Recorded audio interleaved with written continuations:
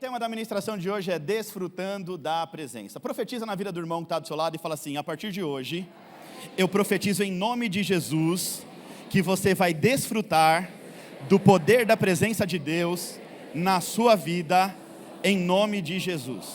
Continua profetizando, em 3 meses, você vai receber a unção de Obed-Edom, e aquilo que não aconteceu a sua vida inteira, vai começar a acontecer. Marca na sua agenda, junho, julho e agosto. Dose dupla de bênção para a sua vida em nome de Jesus. Recebe isso em nome de Jesus. Glória a Deus. Gente, eu confesso para vocês que a ministração de hoje é a continuação da ministração de quarta. Então quem estava aqui na quarta já vai saber literalmente o que está acontecendo, mas quem não estava também não vai ficar perdido, porque você sabe que eu não vou te deixar perdido, eu vou te levar à história, tá bom? É claro que de uma maneira mais resumida, para entrar no cerne daquilo que Deus plantou ao meu coração. Vamos ler a Bíblia? Apocalipse capítulo 3, versículo 20. Apocalipse capítulo 3, versículo 20. E a palavra de Deus diz assim: segura os pentecostal um pouco para dar glória na hora certa aí, em nome de Jesus. Eis que estou à porta e bato. Se alguém ouvir a minha voz e abrir a porta, entrarei e cearei com ele e ele comigo. Vamos entender esse texto, gente, em nome de Jesus? Esse texto aqui, na verdade, é uma fala de Jesus Cristo. É uma mensagem bem específica de Jesus a uma igreja, a uma das 7 igrejas da Turquia, das igrejas do Apocalipse. Aqui Jesus está falando em específico a igreja de Laodiceia. Repete comigo, Laodiceia. Essa fala de Jesus, na verdade, é uma advertência pelo estado da igreja. A igreja estava morna no espírito, a igreja se encontrava muito morna. E aí, Laodiceia era uma comunidade muito rica, uma comunidade riquíssima. Nós estivemos lá em Laodiceia esse ano, na Turquia, e até o sítio arqueológico demonstra o poderio financeiro da cidade. Eles tinham lá 2 anfiteatros, coisa muito linda, coisa muito grande.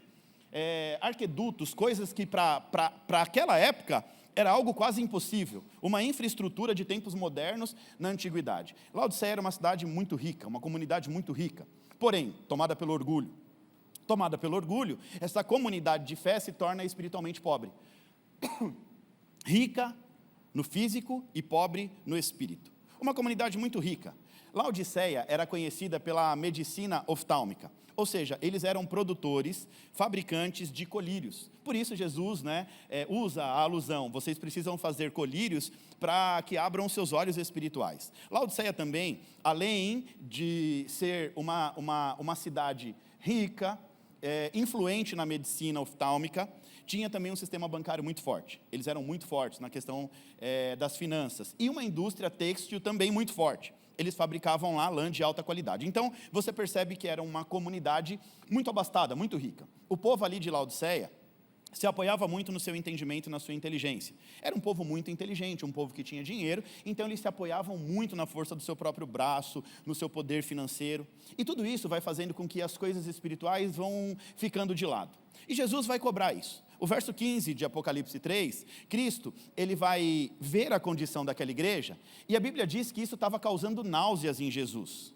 Náusea significa ânsia de vômito. Olha o que o texto diz: conheço as tuas obras, e vejo que você não é nem quente e nem frio. Quem dera você fosse frio ou você fosse quente. Assim, porque é morno, e não é nem quente nem frio, estou a ponto de vomitar vocês da minha boca. Olha a fala de Jesus: estou a ponto de vomitar uma igreja da minha boca. Sobe um pouquinho, Edu.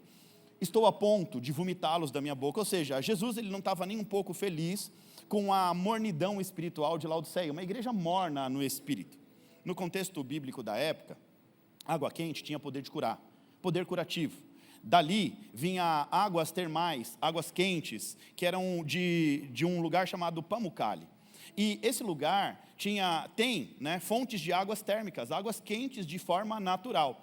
E existe toda uma cultura de que a pessoa que se banha naquelas águas cura suas dores. Água quente serve para tirar a inflamação. Água fria tem o poder de matar a sede. Então Jesus está dizendo o seguinte: se você é quente, você cura as pessoas. Se você é frio, você mata a sede das pessoas. Mas água morna é algo intragável. Intragável significa que não se pode engolir, que é difícil de aceitar, é difícil de suportar. Em outras palavras, Jesus estava dizendo que aquela igreja estava causando repulsa nele. A maneira como eles estavam se entregando espiritualmente estava desagradando muito o coração de Jesus. Ou seja, uma igreja muito rica no físico, mas totalmente pobre no espírito. Uma igreja pobre, cega e vazia. Fabricantes de colírios, mas cegas espiritualmente. E por isso Jesus vai aconselhar: compra colírio. Pega esse colírio que vocês são tão bons em fabricar e fabrica um que faça você abrir os seus olhos espirituais, a sua visão espiritual. Só que mais adiante, mediante aquela advertência, ou seja, mesmo diante dessa grande crítica, Jesus, ele é misericordioso. Fala para o crente que está do seu lado: Jesus, ele é misericordioso na sua essência. E Jesus, com a sua infinita misericórdia, mesmo depois de advertir, de dar uma bronca, ele vai dizer o seguinte: eis que estou à porta e bato.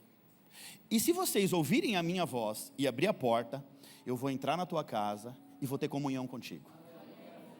Jesus, ele primeiro adverte, chama atenção, dá um puxão de orelha, diz o seguinte: olha, vocês estão envolvidos nesse dinheiro todo, nessa fama, nesse sucesso, nesse orgulho, não estou feliz com isso, vocês têm deixado de lado a sua vida espiritual, não estou gostando disso.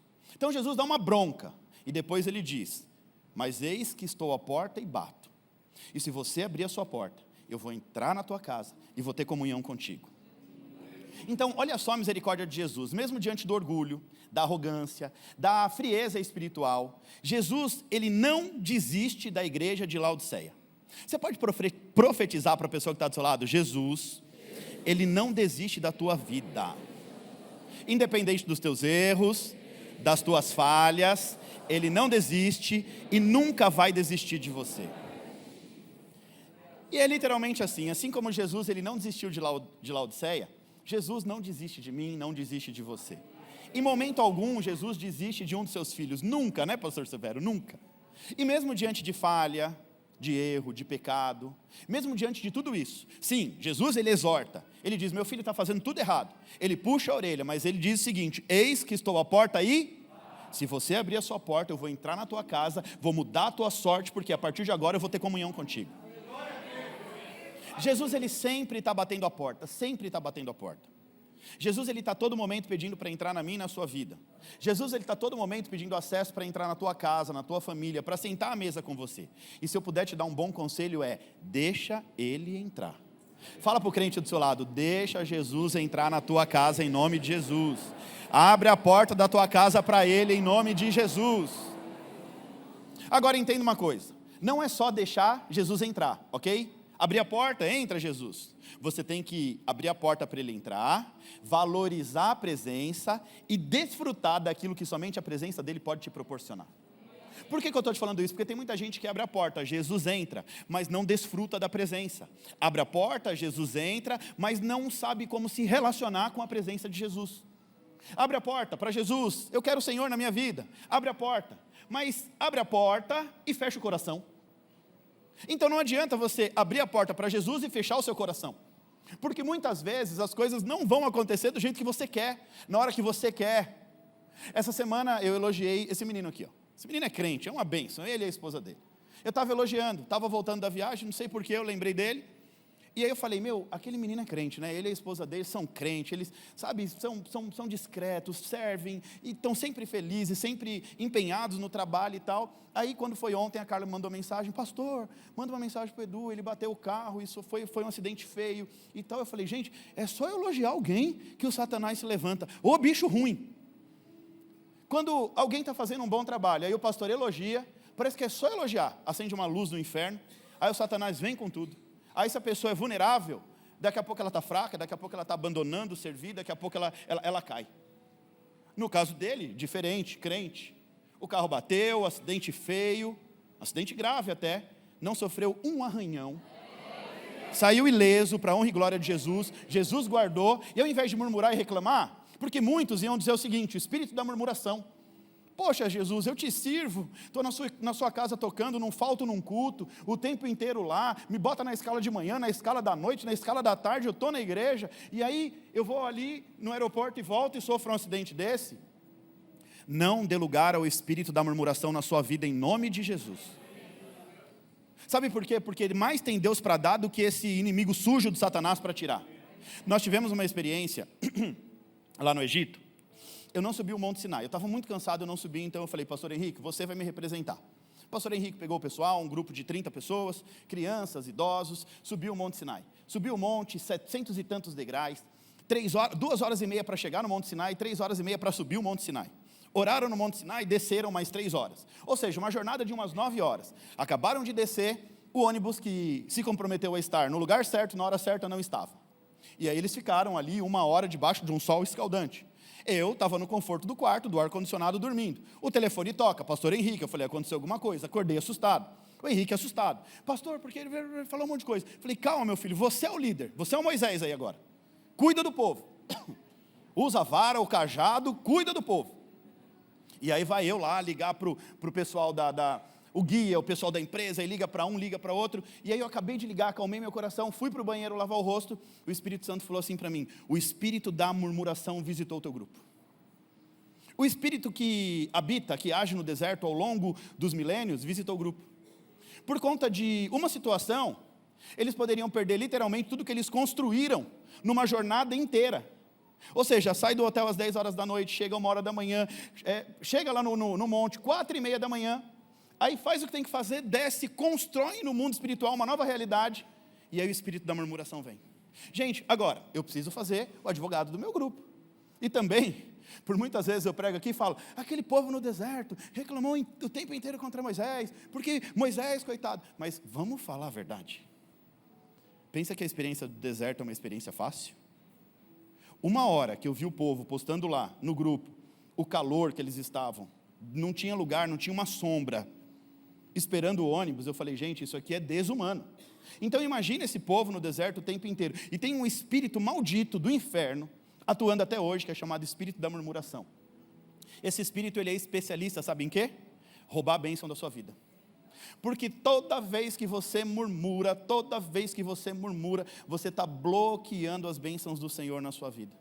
Vira para o crente do seu lado e fala assim, cuidado com esse espírito da murmuração.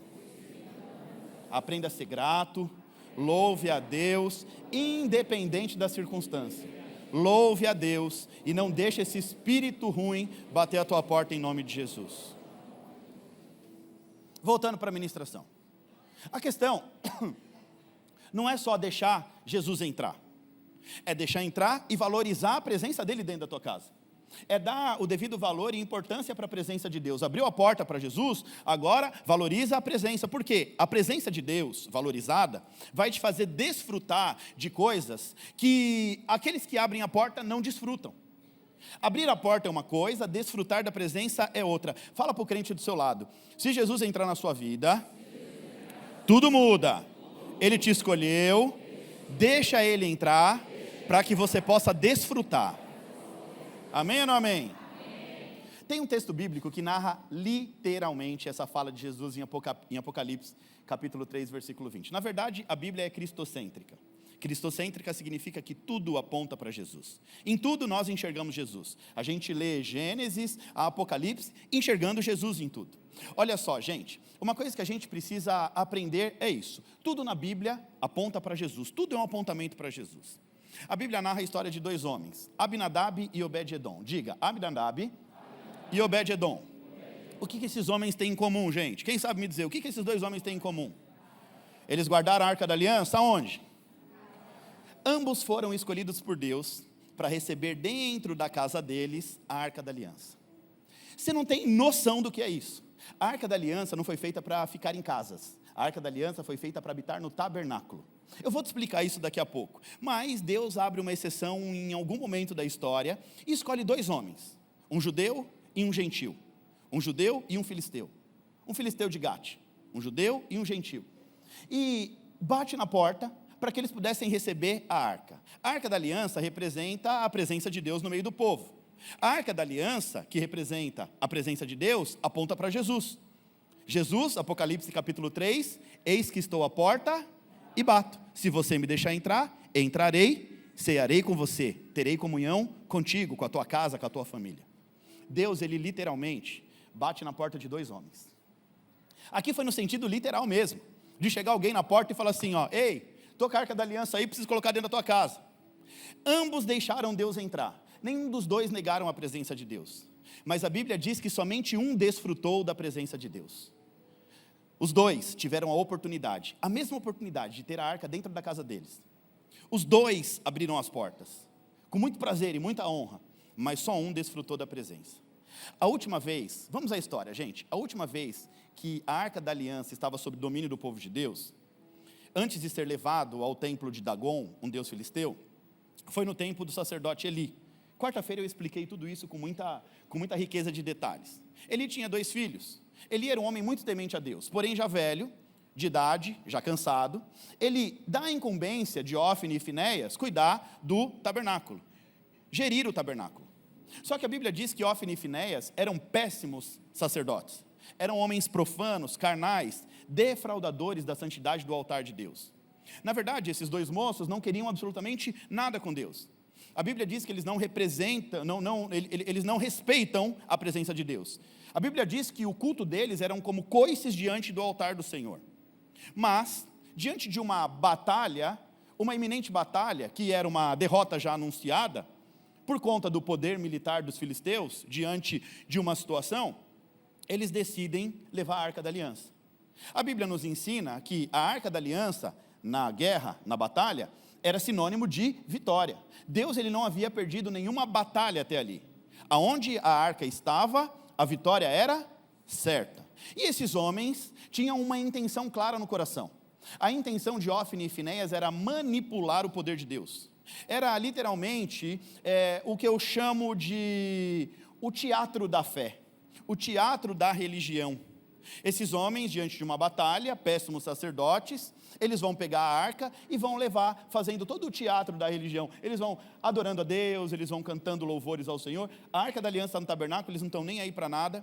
Levam prostitutas para dentro do templo, mas na hora que precisa de Deus, jejum, oração, consagração, faz tudo, porque agora eles precisam vencer uma batalha.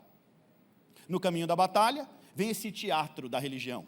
Eles vão cantar, eles vão adorar, eles vão invocar o nome do Senhor, mas a Bíblia diz que Deus conhece o mais profundo dos nossos pensamentos. A Bíblia diz que Deus conhece a intenção do nosso coração. A intenção do coração desses homens não era uma boa intenção. Eles não estavam adorando porque eles tinham a intenção de adorar. Eles não estavam cantando porque eles estavam ali entregando o seu melhor para Deus. Eles estavam fazendo aquilo para que pudesse manipular o poder de Deus. A intenção era clara, manipular o poder de Deus. Era mais ou menos assim: eu vou te adorar, tá bom? Me dá o que eu quero.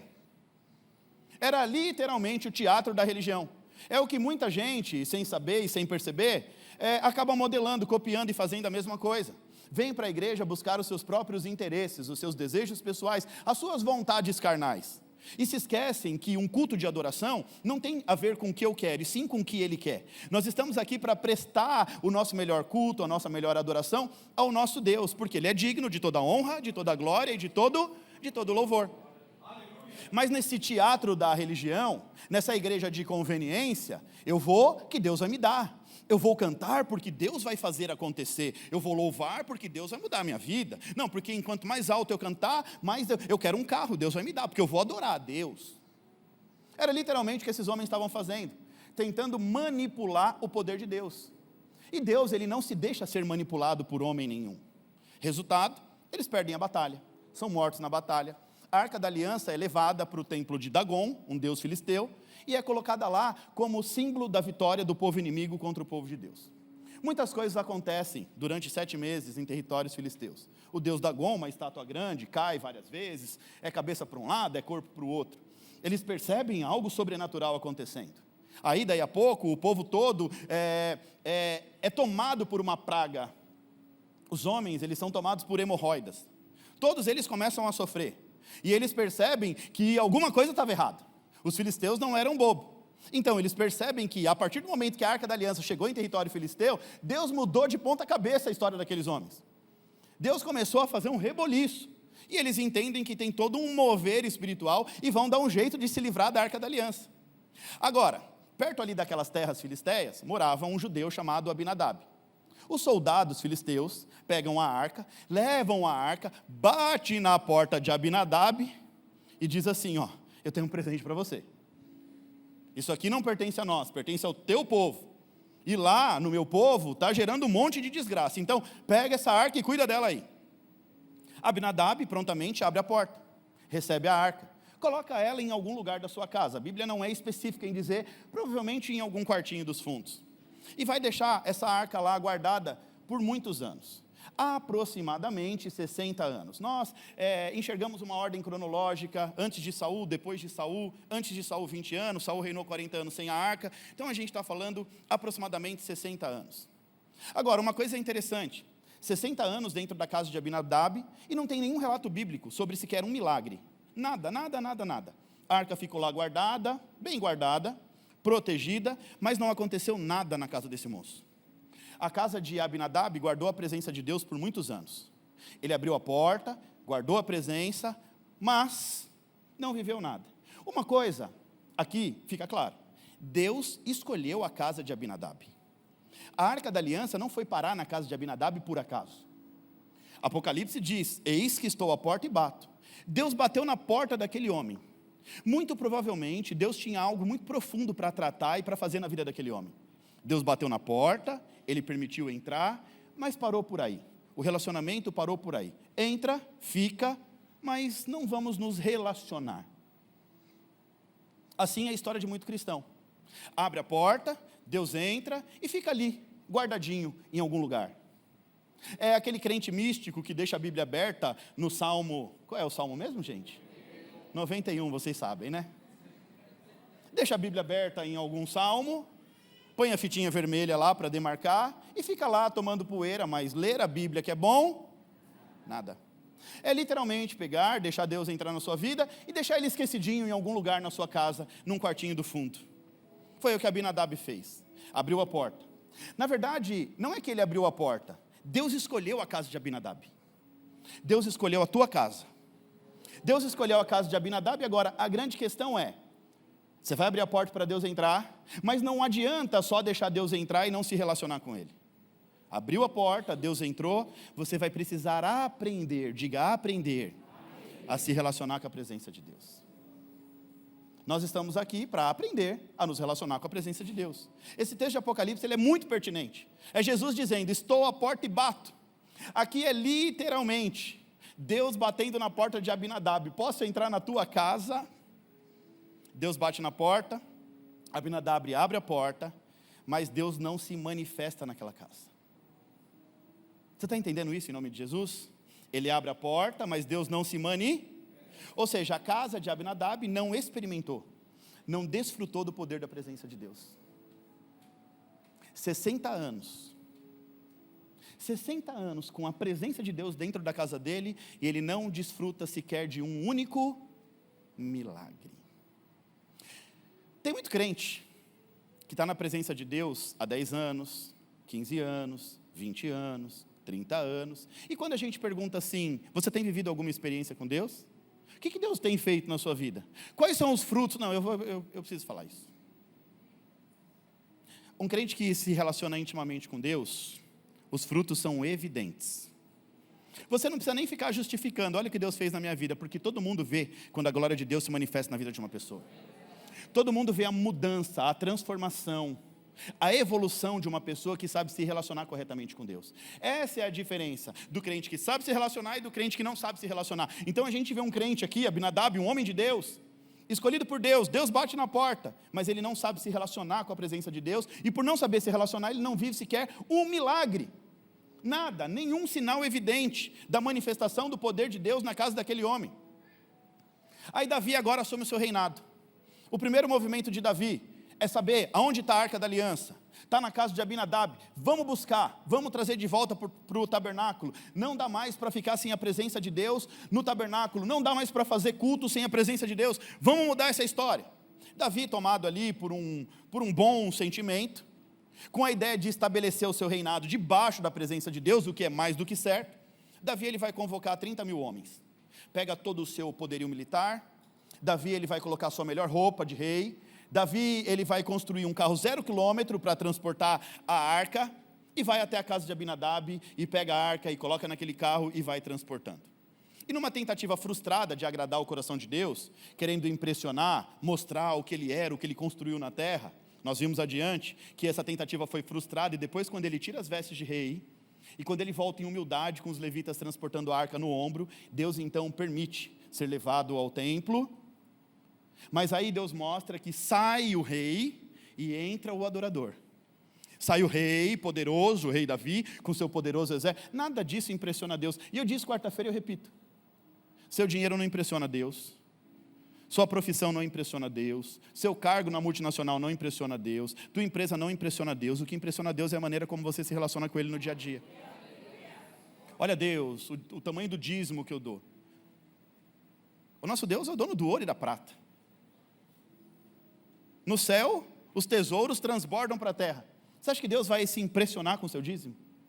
Agora, o que Deus impressiona é com a sua adoração, com a sua obediência, com o seu coração entregue, com o seu zelo pela obra. Aqui Davi estava tentando impressionar a Deus com o poder que ele estava construindo, com as coisas que ele estava construindo na terra, o grande rei Davi. Isso não impressionou a Deus. E nessa tentativa frustrada de impressionar a Deus, o carro que levava a arca, diz que a roda tropeça, a arca prestes a cair, o filho de Abinadab, Uzá, sacerdote, agora filho também, do sacerdote, tenta segurar e é fulminado por Deus. Morre na hora. Ou seja, mesmo movido por uma boa intenção, eles estavam fazendo tudo errado. Aquela não era a maneira correta de transportar a arca. A lei de Moisés já tinha deixado explícito a maneira correta de se fazer aquilo. Mas por falta de conhecimento, Davi ali, talvez jovem ainda, acaba sofrendo as consequências pela falta de conhecimento. E aí, frustrado, a Bíblia diz que Davi ele só chora. Davi ele só chora, porque ele queria estabelecer o reinado diante da presença de Deus. E Davi fica 3 meses chorando. E sem saber o que fazer, ele avista uma casa no meio do caminho. E ele fala: levem a arca para casa ali, vê quem é o rapaz dali, o dono daquela casa, deixa a arca lá. Vamos deixar lá até a gente arrumar um jeito de levar ela para Jerusalém. Aí 2 Samuel capítulo 6, verso 8 em diante vai dizer assim: Davi ficou contrariado porque o Senhor em sua ira havia fulminado Uzá. Até hoje, aquele lugar é chamado de Pérez Uzá. Naquele dia, Davi teve medo do Senhor e se perguntou: como é que eu vou conseguir levar a sua arca, Senhor?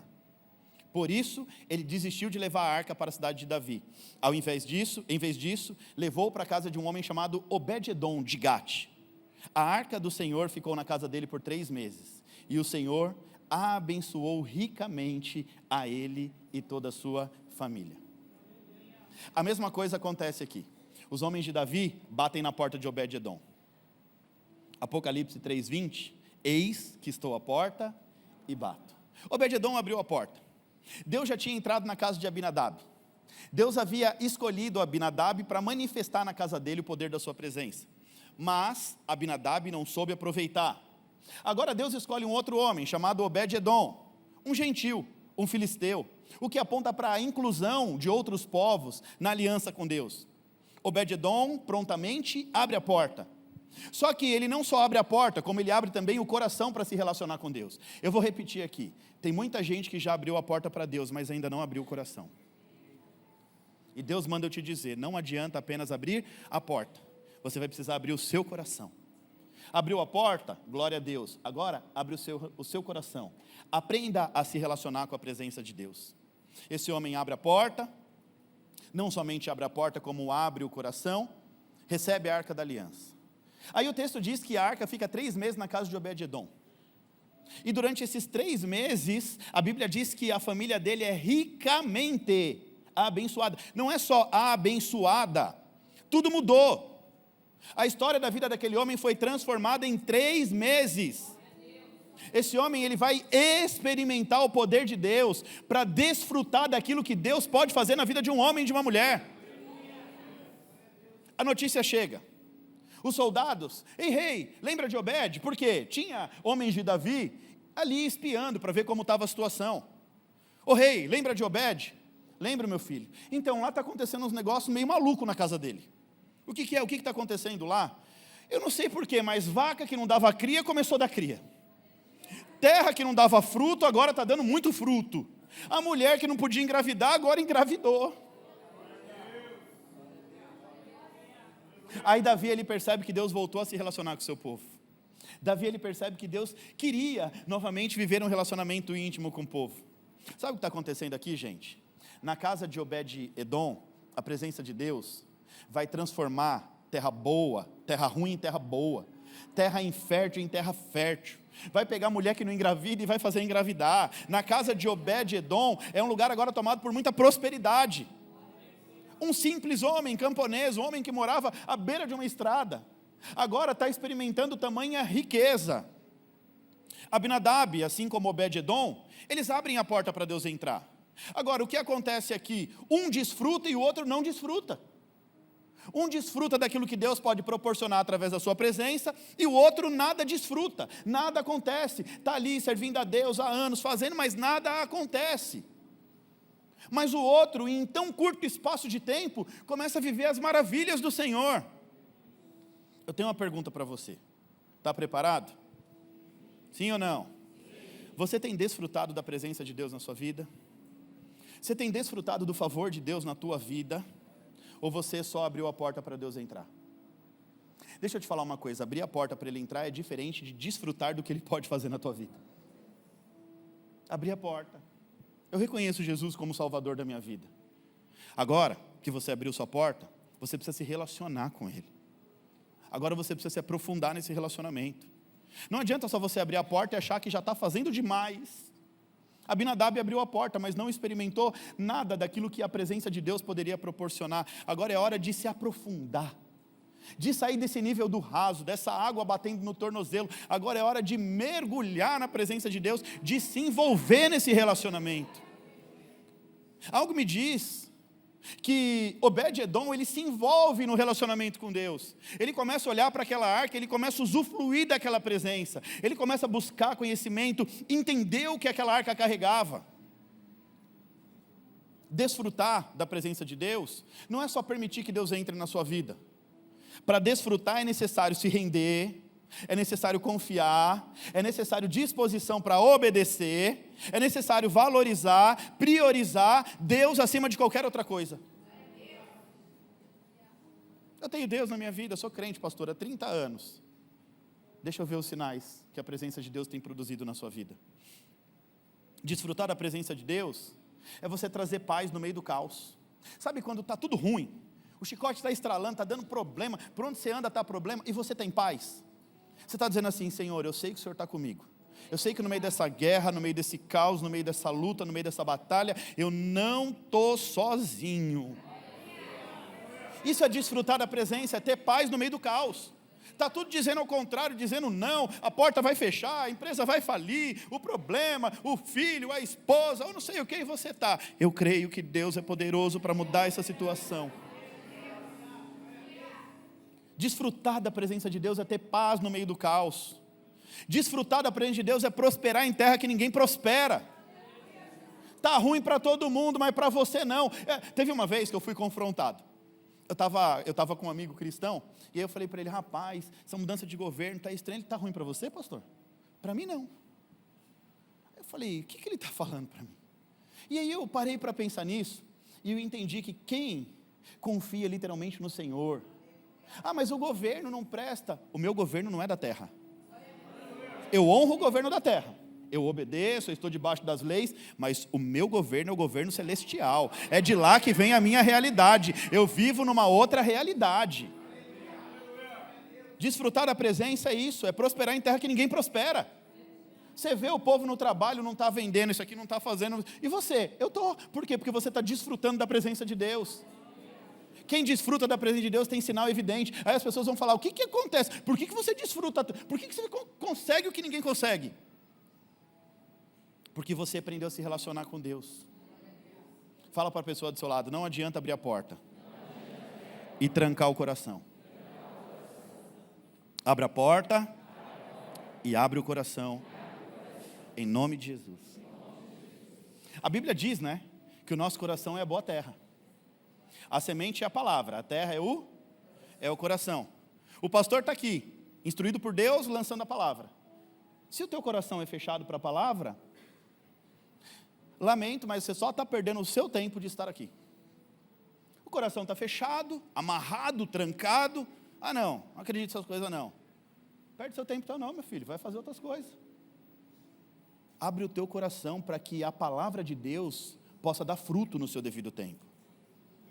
Eu não sei se você sabe, mas para usufruir da presença, você vai precisar aprender a se relacionar com a presença.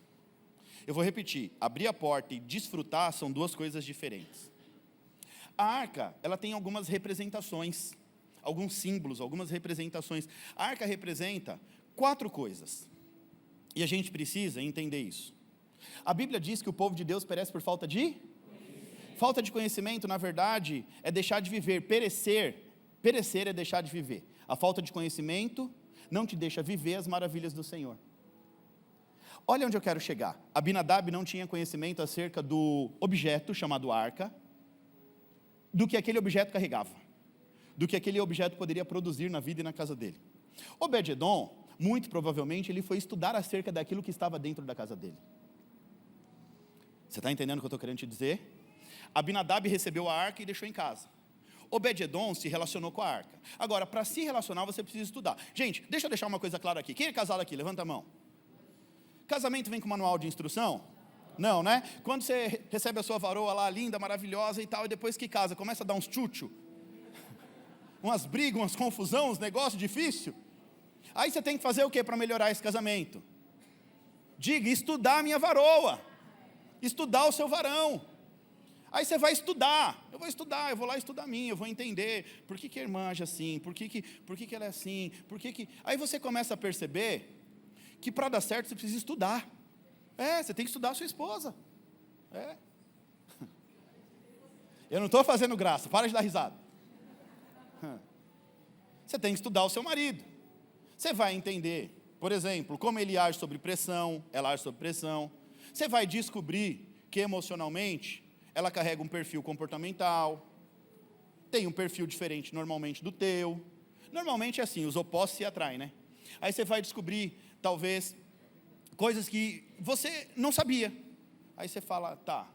Aí quando você descobre, quando você estuda, você descobre um monte de coisa que você não sabia antes. E quando você estuda, fica muito mais fácil para você se relacionar. Agora é fácil. Por quê? Quebrei tanta cara, aí descobri que precisava estudar, estudei, aprendi, e agora é mais fácil me relacionar com a varoa ali. E vice-versa. Dá até para sorrir, né? É isso, Marcelo, que você falou? Mas no começo é difícil mesmo. E se você não estuda, como é que eu posso me relacionar com a presença de Deus? Eu já abri o meu coração para Jesus. Agora, gente, é assim, a palavra de Deus tem que tirar consciência em você. Quando eu pergunto para você, eu não pergunto para te expor, até por isso eu falei, não precisa levantar a mão não. Mas quando eu pergunto assim para você, e aí? Você está colhendo os frutos, vivendo, desfrutando da presença de Deus? Se você não está, é hora de você acender uma luzinha vermelha. E falar assim, opa, amarela, né? Que é atenção. Vermelha é pare, amarela. Aí você fala assim, começa a pensar, você, os seus botões, alguma coisa está errada. Será que eu não estou me relacionando corretamente com Deus?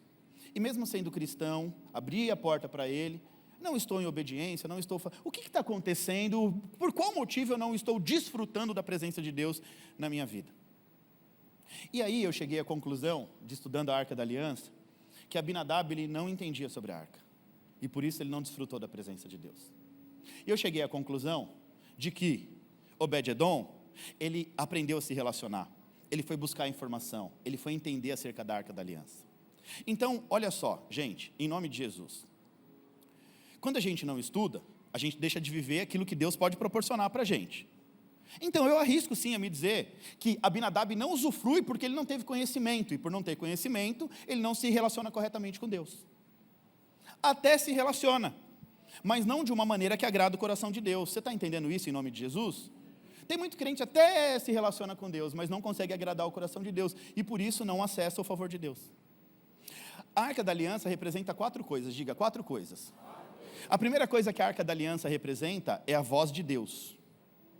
Eu não sei se você sabe, mas a arca falava. Sim ou não? 2 pessoas falou que sim. Quem acha que não? Uma pessoa. E quem não acha absolutamente nada? Levanta a mão todo mundo. Sim, a arca de Deus falava. Daqui a pouco eu te explico isso. A arca de Deus também representa a memória da fé. A arca de Deus representa a adoração e a arca de Deus representa a intimidade. Olha só, presta atenção. A arca representava a voz de Deus, a arca representava a memória da fé, a arca representava a adoração e a arca representava a intimidade. Se você entender isso aqui, sua vida muda, viu, crente? Se eu fosse você, eu já estava anotando tudo isso, não confia na cabeça, não. Apesar que hoje tem a facilidade de você vai no YouTube e assiste tudo de novo. E hoje não vai ter repeteco à noite não, viu? Mas está tudo bem, pois sobe isso aí para a rede social em nome de Jesus. A arca representa a voz de Deus. Pergunta para o crente do seu lado, você sabia que a arca falava, crente? Vamos à Bíblia? Êxodo 25, 17. Façam uma tampa de ouro puro, com 1,10 m de comprimento por 70 centímetros de largura. 2 querubins de ouro batido nas extremidades da tampa. Faça um querubim numa extremidade e o segundo na outra, formando uma só peça com a tampa. Os querubins devem ter suas asas estendidas para cima, cobrindo elas com tampa. Ficarão de frente um para o outro com o rosto voltado para a tampa. Coloque a tampa sobre a arca, e dentro dela as tábuas da lei, que eu darei a você, Moisés. Ali sobre a tampa, no meio dos 2 querubins, se encontra sobre a arca da aliança, que se encontram sobre a arca da aliança. Eu me encontrarei com você e lhe darei todos os meus mandamentos destinados aos israelitas. Você não entendeu isso, né? Vamos lá, eu vou te explicar. Gente, a arca em si não falava, não era um objeto animado, que tinha uma boquinha que falava.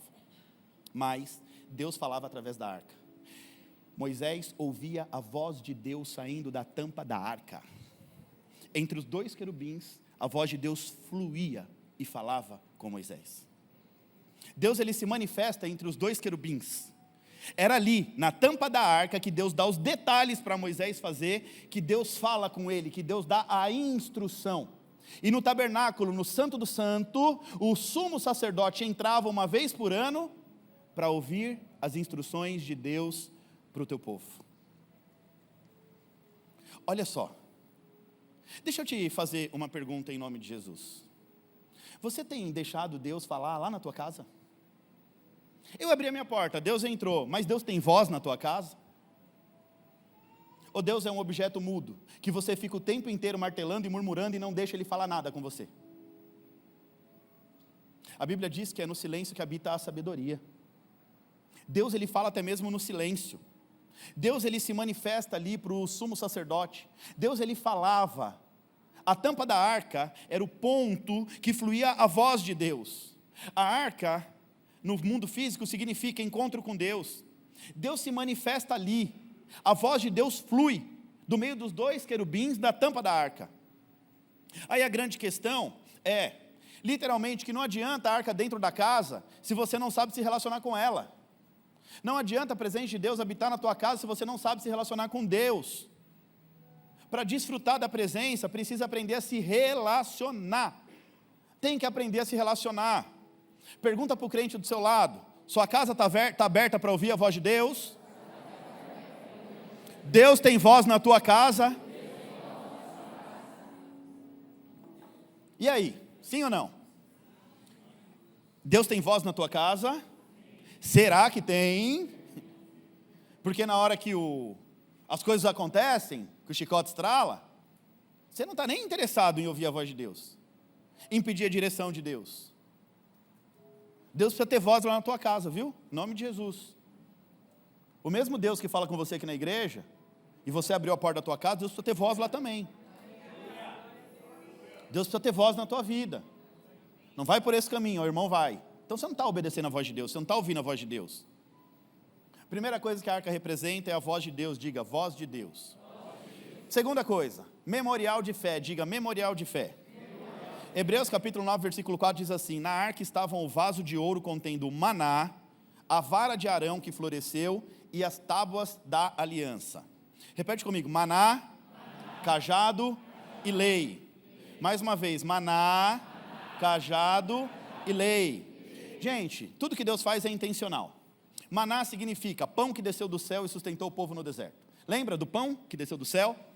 Maná significa provisão, diga provisão. Dentro da arca tinha o símbolo da provisão de Deus. É mais ou menos assim. Deus estava ensinando o povo a confiar, a suportar as necessidades, porque Deus é que derrama a provisão. Então é assim, confia, meu filho, que a provisão vem. Mas eu não estou conseguindo enxergar, olha para a arca. Mas Deus, eu não estou conseguindo enxergar sinal de provisão. Você não vai enxergar lá na frente. Memorial de fé. Olha para a arca. Lembra da arca que eu mandei Moisés construir? Lá dentro tinha um pote de ouro com maná. Esse maná não apodreceu. Esse maná representa a provisão de Deus para o teu povo. É Deus te chamando à confiança. Deus deixa faltar o pão para te lembrar que Ele é o Deus da provisão. Deus, Ele de vez em quando deixa faltar algumas coisas. Eu vou falar. Deus, Ele fecha algumas portas para te lembrar que Ele sempre te proveu. Aí você se perde no meio do caminho, as portas se fecham. Deus permite a porta fechar, para que você volte, recalcule a sua rota, olhe para dentro da arca e veja que lá dentro tem um pote de maná. Está entendendo isso? Amém ou não amém? Então Deus está dizendo, eu vou suprir a sua necessidade. Fala para o crente do seu lado, Deus vai suprir sua necessidade, confia em nome de Jesus. Dentro desse memorial de fé, também tinha um cajado, uma vara, cajado, a vara de Arão. O que significa isso, pastor? Uma vara seca que milagrosamente floresceu, apareceu uma flor na ponta dela. Sabe o que isso significa? Primeiro, Deus confirmando a sua liderança na terra. Deus entregando um cajado de direção na mão de um homem para guiar o seu povo.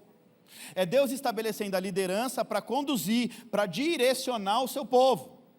Deus confirma Arão, Deus confirma Moisés e diz, olha, eu darei a direção a esse homem e esse homem vai direcionar vocês. É Deus confirmando, é Deus dando direção para o povo através do homem de Deus. E por fim, nesse memorial tinha a tábua da lei, diga, tábua da lei.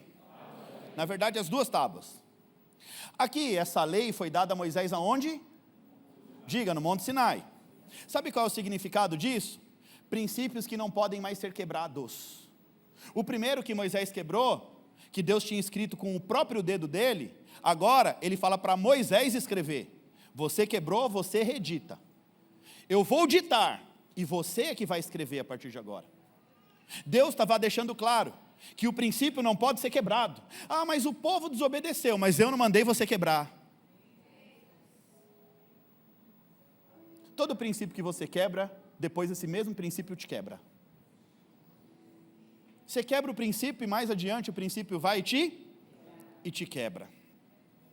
Aqui é Deus estabelecendo um princípio, dizendo que a lei é imutável, ou seja, a lei não muda e princípio não foi feito para ser quebrado. Deus, Ele estabelece princípio e cabe a nós obedecer e ponto final. Deus é Deus, se coloque no seu lugar. Deus, eu quero questionar, eu acho que isso não, acho que isso sim. Se põe no seu lugar, meu filho, em nome de Jesus.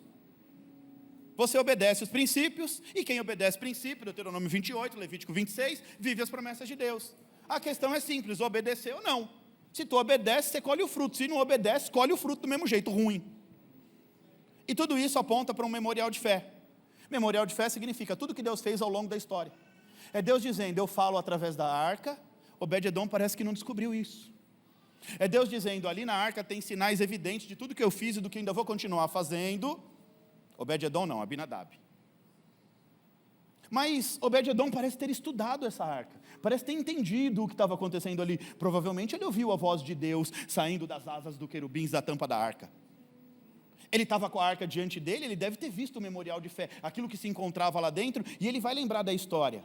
O cajado, o pote de maná, as leis, e ele começa a estabelecer uma casa na presença de Deus. Ele começa a se relacionar com Deus.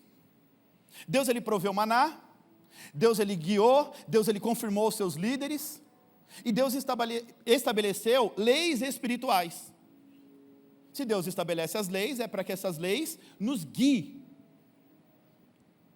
E tudo isso tinha um único objetivo: lembrar o povo, de geração em geração, daquilo que Deus havia feito por eles, e daquilo que Deus haveria de fazer no futuro.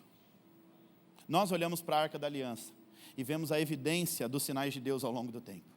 Os nossos filhos precisam continuar com os olhos na arca, para entender aquilo que Deus fez no passado, e o que Deus continua fazendo no nosso tempo. A arca representa a voz, a arca representa o memorial de fé, e a arca representa a adoração. Diga adoração.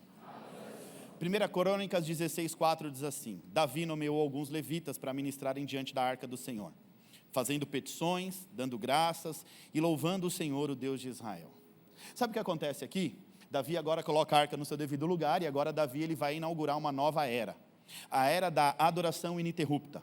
Agora era levitas e sacerdotes adorando a Deus e intercedendo pelo povo 24 horas por dia, sem cessar. Fala para a pessoa que está do seu lado: quer desfrutar da presença? Aprenda a ouvir a voz de Deus. Lembra que é Deus que te guia, que te provê, que estabelece as leis, e adora a Deus de todo o seu coração, em nome de Jesus.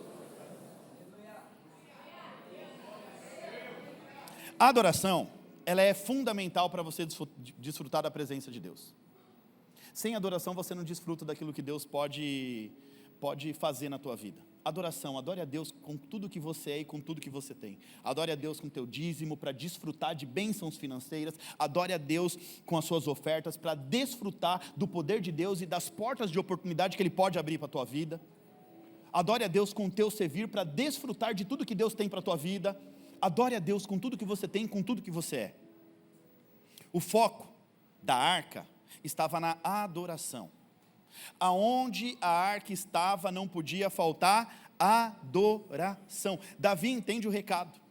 A arca estava num lugar onde a adoração era de vez em quando. Ele diz: não, diante da arca de Deus, da presença de Deus, nós precisamos manter a chama acesa, para Deus agir ao nosso favor, derramar o favor, a graça, a misericórdia, a adoração 24 horas por dia.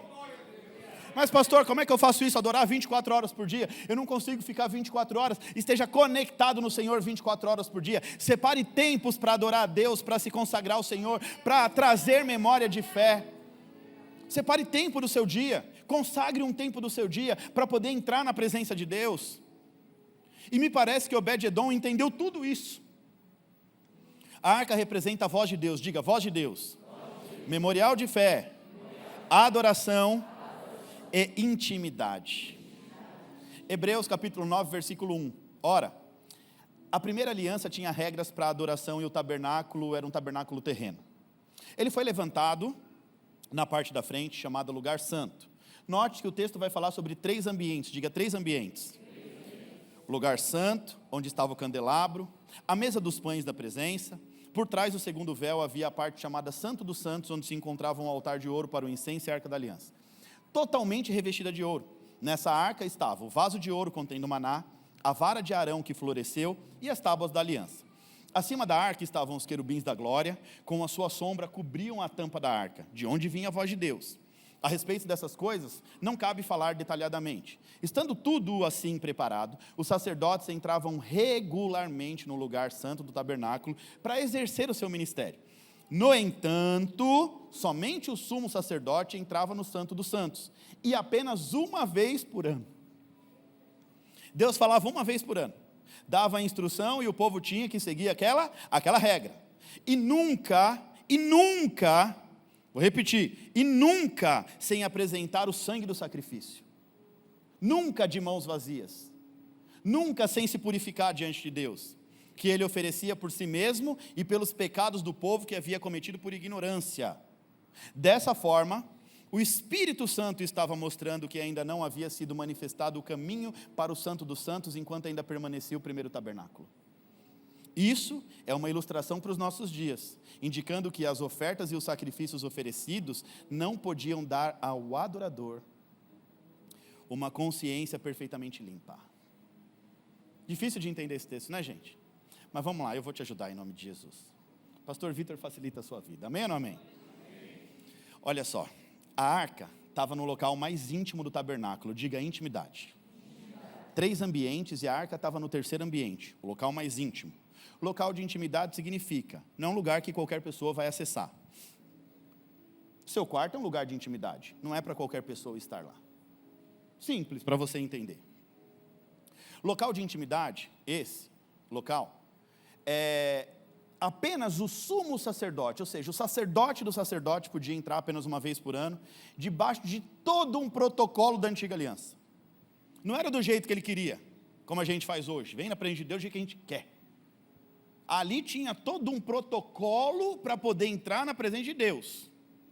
Para chegar perto da arca, só o sacerdote, e mais ninguém, no lugar chamado Santo dos Santos. Só o sumo. O tabernáculo era dividido mais ou menos assim. Primeiro ambiente, altar do holocausto e da pia de bronze. Ali era o lugar da purificação, das pessoas confessarem o pecado, entregarem o seu sacrifício, saírem purificados. O sacerdote agora era responsável de entregar ao sumo sacerdote para que pudesse fazer expiação pelo pecado do povo, pedir perdão. Então imagina só, o povo chega, faz as suas petições, faz a sua oferta, o sacerdote leva ao sumo sacerdote, o sumo sacerdote vai orar e pedir perdão a Deus pelo pecado do Joãozinho, da Maria, do José, do Alfredo, e assim sucessivamente. Então até ali, qualquer pessoa podia entrar. O povo só tinha acesso à primeira parte. Chegou no primeiro ambiente, fez o que tem que fazer, volta para trás. Quer adorar a Deus? Lá fora. A partir dali, somente sacerdote e sumo sacerdote. Segundo ambiente, o lugar santo, o santo lugar. Um lugar que continha a mesa dos pães, que significa, mesa com pão significa o que, gente? Diga, lugar de comunhão. Não coloque qualquer pessoa sentada à sua mesa, se não for para ter comunhão. Às vezes a gente coloca gente que não, só quer destruir a vida e está ali comendo com ele. Mesa é lugar de comunhão. Ali, só o sacerdote e o sumo sacerdote. Um local exclusivo. Agora, o terceiro ambiente é mais exclusivo ainda. Diga, Santo dos Santos. Ali nem o sacerdote podia, só o sumo sacerdote. Vamos lá, Levítico capítulo 16. Vai descrever algumas exigências detalhadas para que o sumo sacerdote pudesse entrar no Santo dos Santos. O local mais sagrado do tabernáculo, onde estava a Arca da Aliança. Levítico 16, 2. Disse o Senhor a Moisés: diga ao seu irmão Arão que nunca entre quando ele quiser no Santo dos Santos. Nunca entre a qualquer momento, a hora que ele der na telha. Porque se ele entrar, ele vai morrer. Eu vou lá limpar a arca, morre. Ali tinha regras a serem cumpridas. Aí Deus diz: pois aparecerei na nuvem sobre a tampa da arca. Gente, o que acontece aqui? Presta atenção, hein? O sumo sacerdote corria o risco de morrer na presença de Deus. No Santo dos Santos, não se podia entrar a qualquer hora, a qualquer momento, do jeito que queria, se não tivesse devidamente consagrado. Se ele não tivesse devidamente consagrado e não seguisse rigorosamente as instruções dadas por Deus, ele morreria. Aí talvez você vai me perguntar, mas por que isso? Deus era tão mau assim? O tadinho só queria ir lá fazer uma oração. Gente, Deus, por que Deus matava quem entrava no Santo dos Santos? Deixa eu te explicar, gente. Lembra que eu já te expliquei aqui que a Bíblia causa separação entre nós e Deus? Lembra disso ou não? O pecado, ele causa o quê? Separação, nos separa de Deus. Nós somos destituídos da glória de Deus. A Bíblia diz que Deus, ele é perfeitamente santo, perfeitamente puro, perfeitamente justo e perfeitamente glorioso. Isso significa que nenhum mal pode estar diante de Deus, nenhuma sujeira, nenhum pecado pode estar diante de Deus. Sabe por quê? Porque a presença de Deus, ela é tão intensa, é tão pura, que qualquer coisa contaminada pelo pecado, chegar perto da presença de Deus, seria consumida, como fogo que consome a impureza. Por isso, Hebreus 12 diz que o nosso Deus é fogo consumidor. Se uma pessoa em pecado se apresentasse o sacerdócio, o sumo sacerdote entrasse em pecado, ele era consumido. Não porque Deus era mau, porque Deus é tão puro, que o fogo de Deus consumia aquele homem por causa do pecado que ele carregava na sua essência. Olha só, gente. Agora, tudo isso era temporário. temporário e necessário. Deus estava dificultando, pastor Vitor, o povo adorar. Tudo isso era temporário, mas extremamente necessário. Diga, para quê? Para ensinar o povo sobre santidade e para ensinar o povo sobre o peso do pecado. Tudo que Deus faz é intencional. Deus está mostrando, você precisa viver uma vida santa, o pecado vai acabar com você. E ali Deus, o fogo, o santo de Deus, consumia o pecador. E tudo isso servia para mostrar que a reconciliação exige sacrifício. É Jesus dizendo, meu filho, você pecou, você destituiu, agora você vai ter que sacrificar. Agora você vai ter que sacrificar um pombinho, um cabrito, um boi, você vai ter que sacrificar. E tudo isso estava preparando o caminho para algo maior, tudo isso tinha um objetivo maior. Tudo isso aponta para Cristo.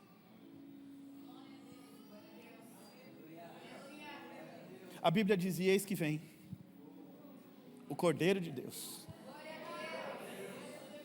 que tira todo o pecado do mundo. Tudo que Deus estava fazendo era preparando o caminho, porque Deus amou o mundo, que deu o seu único filho, sacrifício vivo. Cristo precisou sentir o peso do pecado para ser consumido, para que nós pudéssemos estar na presença de Deus hoje, sem a necessidade de adentrar a todo esse protocolo. E por 2 vezes, Deus tirou a arca do Santo dos Santos.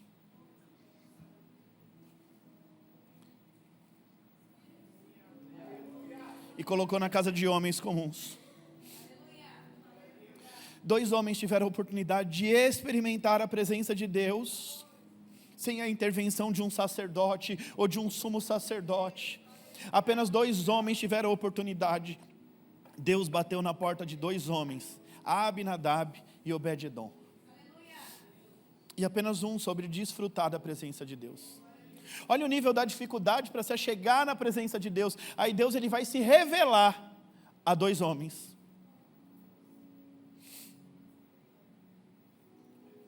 O Messias ele vem e agora ele faz o sacrifício. Agora ele é o Cordeiro de Deus que tira o pecado do mundo. Ele faz a expiação por nossos pecados. E agora nós temos livre acesso. Antes existia um véu,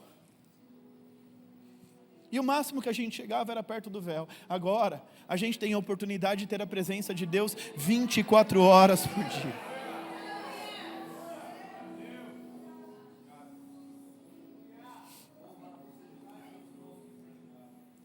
No meio de todas essas exigências, Deus ele se revela em intimidade para 2 homens, Abinadab e Obed-edom. Um entende a presença, desfruta do poder da presença. O outro abre a porta, mas não desfruta.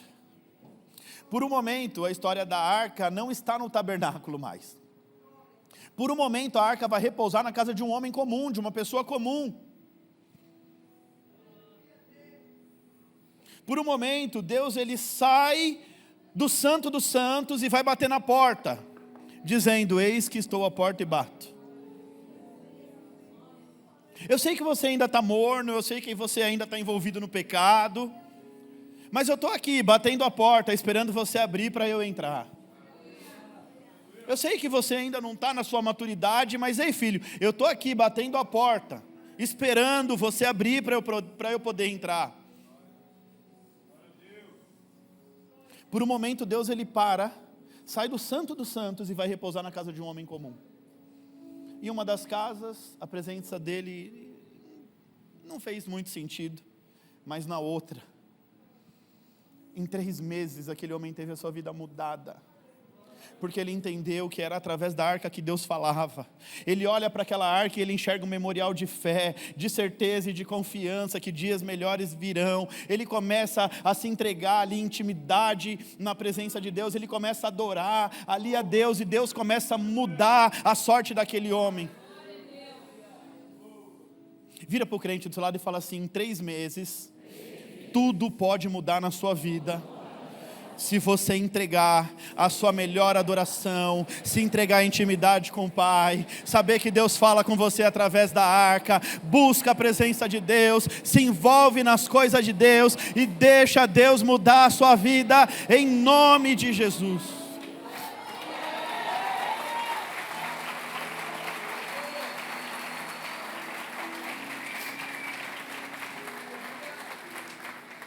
E tudo isso aqui, gente, era Deus dizendo: vai chegar o momento que por meio do meu Filho amado, todos vocês terão acesso ao Santo dos Santos. Vai chegar o tempo, e chegou o tempo, que por meio de Cristo, nós somos uma geração privilegiada, que temos acesso ao lugar mais santo do tabernáculo, ao Santo do Santo, à presença de Deus. Tudo que Deus quer te conduzir a um lugar mais íntimo, para que você possa entrar e desfrutar da presença de Deus. Fala para a pessoa que está do seu lado: Deus, Ele quer te conduzir ao lugar mais íntimo, para que você possa desfrutar da presença dEle, em nome de Jesus, em nome de Jesus. Deus, Ele bate na porta de 2 homens, os 2 abriram, mas apenas um desfrutou do poder da presença de Deus na vida dele.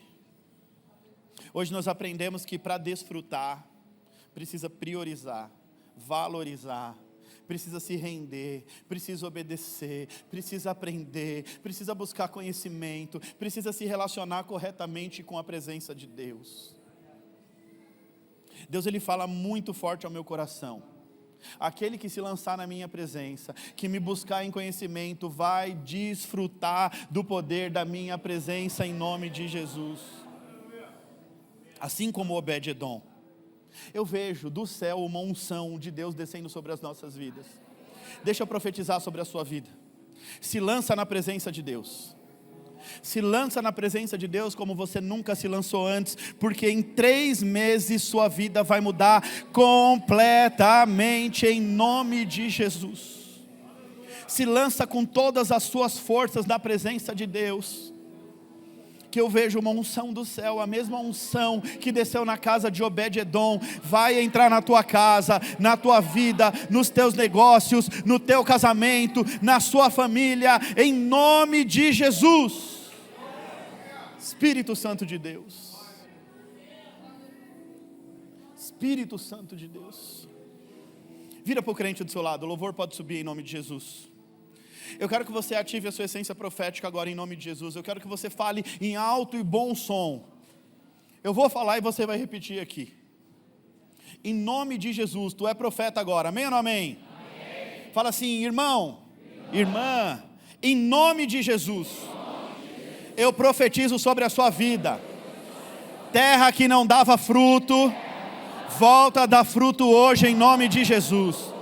Aquilo que estava parado, vai começar a andar. Caminho que estava fechado, vão se abrir agora em nome de Jesus. Projetos que estavam travados, Deus está destravando a seu favor agora. O favor de Deus está repousando sobre a tua vida, sobre a tua casa, sobre a tua família. Vaca que não dava leite, vai dar muito leite. Mulher que não engravidava, vai engravidar. O que era impossível vai se tornar testemunho. A presença de Deus vai mudar tudo na sua vida. Onde a presença chega, a escassez sai, a esterilidade é quebrada, o céu se abre, a glória invade a sua casa em nome de Jesus. Eu profetizo, assim como foi na casa de Obed-Edom, Deus manda eu te dizer: eu escolhi a sua casa. Em 3 meses, a sua casa vai dar muito testemunho. A presença de Deus vai transformar tudo.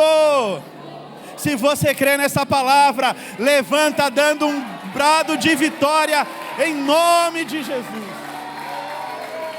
Espírito Santo de Deus, Fecha os teus olhos, igreja, e comece a falar com Deus em nome de Jesus. Pai querido e Deus amado, é no nome de Jesus, ó Pai, que nós entramos na Tua presença nessa manhã.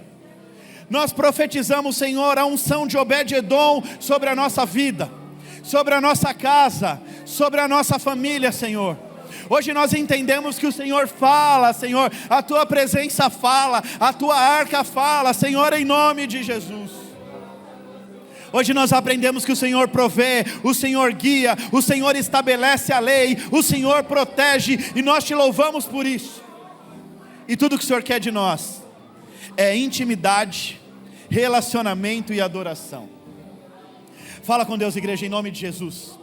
Fala com Deus, igreja, em nome de Jesus. Agradece a Deus por tudo que Ele é. Agradece a Deus pela resposta do céu para a tua vida. E em nome de Jesus, começa a agradecer a Deus, porque a partir de hoje, você se lança na presença e vai viver algo poderoso em nome de Jesus.